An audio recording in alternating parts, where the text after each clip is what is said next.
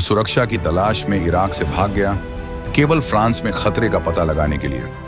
Wheel chair पर बैठे शरणार्थी अशूर सरनाया ने अपने विश्वास को खुले तौर पर साहसपूर्वक ऑनलाइन साझा किया। उन्होंने ईसा मसीह के बारे में प्रसिद्ध या मान्यता के लिए नहीं, बल्कि अक्सर विश्वास के प्रति शत्रुतापूर्ण दुनिया में आशा जगाने के लिए बात की। एक शाम जैसे ही उन्होंने अपना विश्वास साझा किया, अचानक उनकी जान ले ली गई। अशूर की कहानी हृदय विदारक है, फिर भी यह कोई अकेली त्रासदी नहीं है। यह एक चेतावनी है कि पूरे यूरोप में क्रिस्टियानोफोबिया बढ़ रहा है, और संख्याएं एक ऐसी कहानी बताती हैं जिसे नजरअंदाज नहीं किया जा सकता।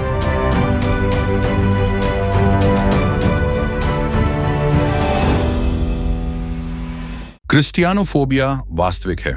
चर्च को जागना होगा। अकेले 2023 में 35 यूरोपीय देशों में 2400 से अधिक ईसाई विरोधी घटनाएं दर्ज की गईं। लगभग आधी घटनाएं फ्रांस में हुईं। जर्मनी और ब्रिटेन में भी तेज वृद्धि देखी गई। ये हमले आकस्मिक नहीं हैं। चर्चों में तोड़फोड़ की गई, क्रॉस को अपवित्र किया गया, विश्वासियों को केवल अपनी आस्था व्यक्त करने के लिए डराया गया। हर आंकड़े के पीछे डर में जी रहा एक व्यक्ति है। एक पादरी चुप है, एक युवा ईसाई अनिश्चित है कि क्या वे खुलकर अपनी गवाही साझा कर सकते हैं। अशूर जैसा शरणार्थी जो रोशनी चमकाने की उम्मीद कर रहा है और इसके बजाय शत्रुता का सामना कर रहा है। ईसाई धर्म के प्रति यह भय और शत्रुता क्यों? क्योंकि ईसाई धर्म दृढ़ विश्वास से एलर्जी वाली संस्कृति में सच बोलने का साहस करता है। क्योंकि क्षमा उन लोगों को बेचैन कर देती है जो आक्रोश पालते हैं। क्योंकि विश्वास की रोशनी उस अंधेरे को उजागर करती है जिसे कुछ लोग छिपाना चाहते हैं। यूरोप स्वयं को स्वतंत्र कहता है, फिर भी जब विश्वास अवांछित हो जाता है तो स्वतंत्रता नाजुक लगने लगती है। क्रिस्टियानोफोबिया न केवल बढ़ रहा है, बल्कि यह प्रणालीगत है। जर्मनी में पिछले वर्ष की तुलना में ईसाई विरोधी अपराधों में 105% की वृद्धि दर्ज की गई।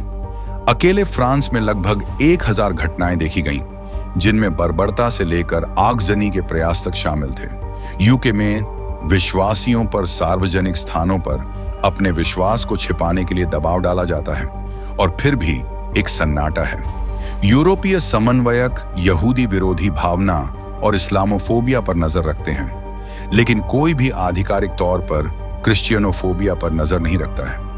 हजारों ईसाई प्रतिदिन धमकियां, उत्पीड़न और अपमान सहते हैं, फिर भी उनकी कहानियां अक्सर अनसुनी रह जाती हैं। यह सिर्फ एक यूरोपीय समस्या नहीं है, यह वैश्विक चर्च के लिए एक आह्वान है। हम उन लोगों के लिए कैसे खड़े होंगे जिन्हें मसीह के लिए चुप करा दिया गया और सताया गया? नीचे टिप्पणी करें। प्रभु यीशु अपने चर्च को बढ़ती शत्रुता और नफरत से बचाएं। उत्पीड़न का सामना करने वाले विश्वासियों को मजबूत करें, और जहां भय विश्वास को चुप कराने की कोशिश करता है, वहां साहस बढ़ने दें। आपकी रोशनी क्रिस्टियानोफोबिया के बावजूद भी साहसपूर्वक चमकती रहे। हम इसे रे ऑफ होप क्यों कहते हैं? क्योंकि हमारा मानना है कि प्रार्थना इस अंधेरी दुनिया में आशा की किरण है। Download the Arc Connect app now